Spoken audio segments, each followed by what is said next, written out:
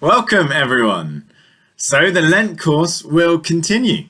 When I did the video last week, we weren't quite sure what we were going to do, but the plan is that we're going to continue the Lent course over the next few weeks in these Trinity midweek slots. I'm going to put out a weekly video, and if you want, you can join a discussion group on a Tuesday evening, which we'll do over Zoom. We can see each other's lovely faces and chat about some of the things in this video. If you want more info on connecting into Zoom and into that group, then there's a link in the description down below.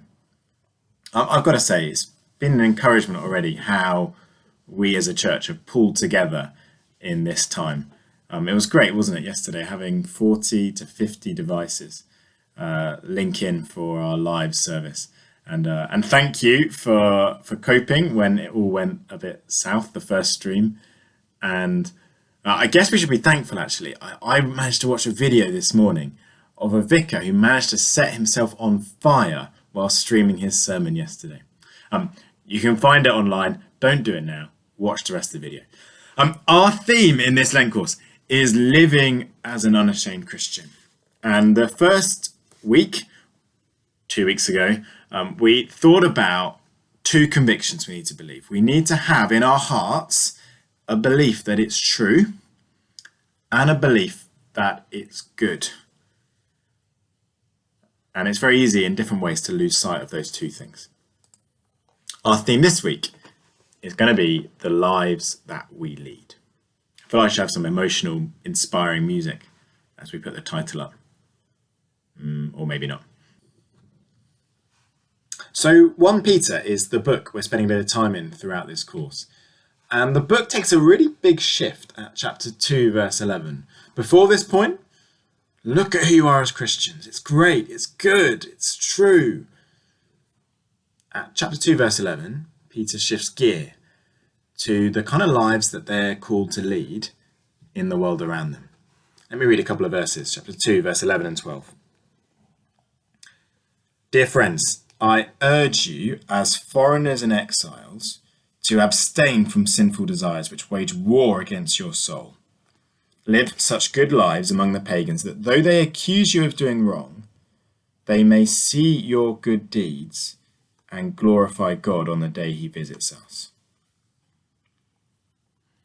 Peter here has a very specific image for the life that Christians lead. And you can disagree with me if you think I'm wrong, but Peter's image is very different to the image we most naturally think about. I think we tend to think of the Christian life as life in a family. We talk rightly of being in God's family and being a family together. We talk about caring for each other, bearing with each other, spending time together, working together.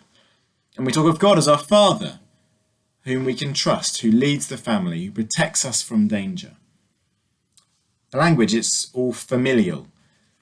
And that is, I think, the way we tend to think. Peter's image is of foreigners and exiles. Peter's idea is that our home is elsewhere, and so this world is now a foreign country to us. And it's not a foreign country we go holidaying to, it's a country we're stuck in for the time being. Exile. The idea there is of being taken away from home to an alien and dangerous place. Some Christian writers have likened the Christian life to being in a resistance movement. For instance, the French resistance in World War II. Now, the language of family is not wrong, it's there in the Bible, but the language of foreigners and exiles suggests something of our purpose and also our urgency and the dangers that there are for us. Dangers to forget our home, dangers to fit in and blend in, dangers to suffer now as we are unwelcome by many. For Peter, this is the earth we tread on, foreign turf. Out of interest, it's often commented that by talking a lot in the kind of family language, it's potentially a reason that many blokes get put off church. They think it's about tea and coffee and kids, whereas the exile language carries a sense of danger and purpose and even adventure. I'd be interested to hear your thoughts on that. Question for us at this point, though, is what does it mean for us to live as a foreigner and an exile in this world? It's a question we'll pick up in the group discussion if you can join us. But for the rest of our time, I want to unpack a simple mantra for the Christian life. Think of this, if you want, as the secret to living as an unashamed Christian. It's this. Live godly lives around non-Christians and talk to them. You know the gospel is true, you know it's good, and so live godly lives around non-Christians and talk to them. Maybe you thought it was more complicated than that. I don't mean to patronize you by saying that, and I don't think it's necessarily easy to do this. But actually, yes, it's not complicated. Live godly lives around non-Christians and talk to them. Firstly, live godly lives. After calling on Christian foreigners to abstain from sinful desires, Peter goes through a number of areas where we are called to a godly life. He talks firstly about the government and submitting to the government. He talks about slaves and masters and how they relate to each other. He talks about husbands and wives and how they relate to each other. And then lastly, he talks about how Christians should cope with opponents and accusations. Peter's point is that these relationships are not easy to live godly lives in, but they are crucial relationships to live godly lives in. And when we do, it makes a huge difference. When we are good citizens, it silences the ignorant talk of foolish people. When we're good servants or employees, let's say, it commends Christ. When we're good spouses, in submission and being considerate, we can even win an unbelieving partner. When we are humble and patient, loving in the face of opposition, it can lead to people being ashamed of their slander and turning to Christ. In short, living godly lives is the cornerstone of a Christian life. We don't live godly lives so that other people can see how good we are. We pursue godly lives because it's God's good plan for us, and it's a good plan. But when we do live godly lives, it makes a big difference publicly. We won't talk about this in the group, but you might like to think, how much is this a personal pursuit that we invest effort in? We all know what it's like to invest effort in our studies or our physical training. When we're an unashamed Christian, we crave the godly life that God has called us to.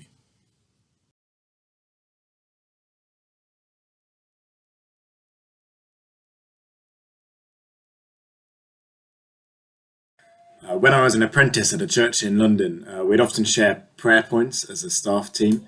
And whenever it came to sharing a non-church going friend to pray for, there'd be a few of us who were thinking, I don't really know anyone not in church. It's a particular risk for church workers. It's probably why we end up so weird and odd, because we only spend time around Christians. But actually, there's something wrong with that. We are exiles and foreigners who are not meant to huddle together, but are sent into the world. Do you know what? It's not a bad exercise at this point to sit down and write down the people you spend time with in any capacity who are not Christians. And it's something we want to change if that list is small. Not because we want a list of people we're trying to tell the gospel to, but actually we're just trying to live lives where Jesus has sent us, which is here.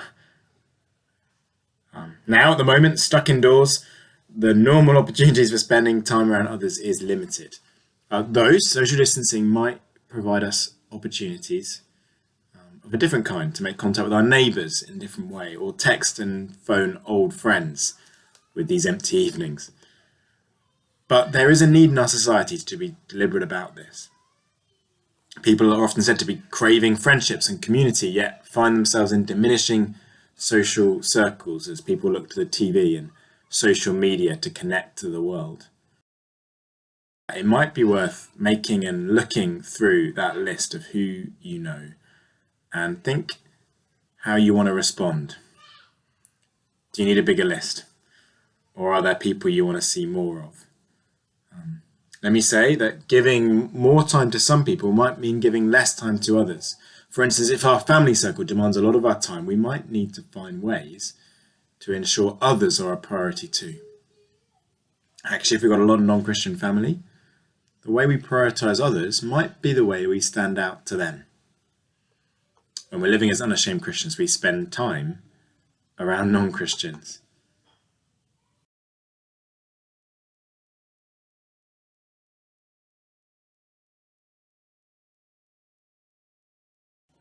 I don't mean here talk to them about Jesus so much, though if you can, that's not a bad thing. I mean very simply, let's have conversations. Let's get to know them as far as we can. And this can feel unnatural to us, especially if we feel different to the people we meet and spend time with. You may have heard people talk about their echo chambers as they realize that everyone they know is just like them. Christians stand out when we cross those divides and cross the small talk divide too. You may have come across a season that the BBC are running at the moment called Crossing Divides, and they ran an experiment called deep listening. And deep listening is about really understanding someone's point of view before you make any comment on it or question it. In practice, it means asking a lot of questions. Wait there, have I heard you right? Are you saying this? Or, oh, I didn't quite understand that. What did you mean there? I think if we could see ourselves in conversations, it would make us uncomfortable a lot of the time to see how quickly we resort to giving our opinions and our experiences and our comments, when really we should be listening. Deep listening is a great thing for us to pursue. A related tip that I heard recently is this: ask one more question. In any situation you're in, ask one more question. Someone tells you they've been sent home to work at home for the foreseeable future. Ask one more question. How are you feeling about that? They say, it's a bit weird, but it's all right. Ask one more question. Okay, so how will that affect family life? Ask one more question. And at this point, don't become the annoyingly intense interviewer, but it's a way of showing real interest and going beyond the surface. We don't know where these relationships will go, but you will start to stand out. Particularly if we can then follow up our conversation in different ways, remembering names, remembering situations, showing caring acts, dropping off cake for someone's working day at home, things like that. Simple, isn't it? Talk to them. Generally, as you ask more questions, you might get asked more questions too. And this might allow us to do something none of us are particularly good at, but we all should aspire to. And it's this: talk naturally about the supernatural and supernaturally about the natural. If that doesn't make sense, let me explain. In conversations, when you're talking about ordinary life, drop in church. That shouldn't be disingenuous if church is a part of your ordinary life. Talk about how we're becoming a YouTube church with a trendy staff team behind their webcams. Or maybe not. Drop in how this thing in life or that thing in life makes you feel about God or makes you think about God. Talk supernaturally about the normal things in life. Bring God into the picture. But also talk naturally about the supernatural, which means that when the time comes and you are talking about church or Jesus or the gospel in some way, try to talk normally about it. You don't need to go into a monologue or force the conversation in an awkward way. You know, we talked at church about repentance last week. Have you ever thought about repenting? No, just talk normally. Hey, have you got any background in church stuff? What do you think about it all, if you don't mind me asking? It's an aspiration. Talk naturally about the supernatural, supernaturally about the natural. Those are a few thoughts on talking to people. But the point is this: let's do it, let's talk to them, and let's stand out in this little way of deepening conversations, of showing real interest, of actually getting to know people.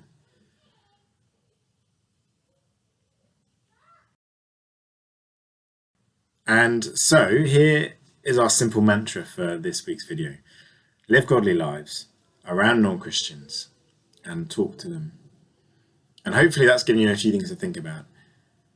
And I'm going to end the video with a few of the questions that we'll come back to and try and discuss in the discussion evening on Zoom. But hopefully you've enjoyed it.